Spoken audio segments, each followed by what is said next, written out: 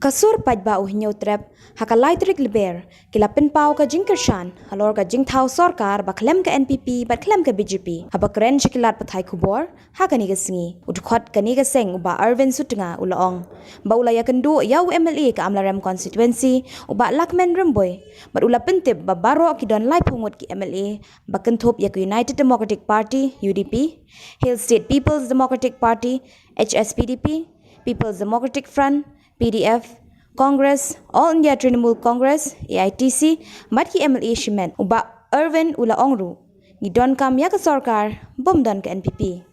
Ila keren nakaliang kasur Paidbah ni ongba Nidon Kam yaka clean government, Nidon Kam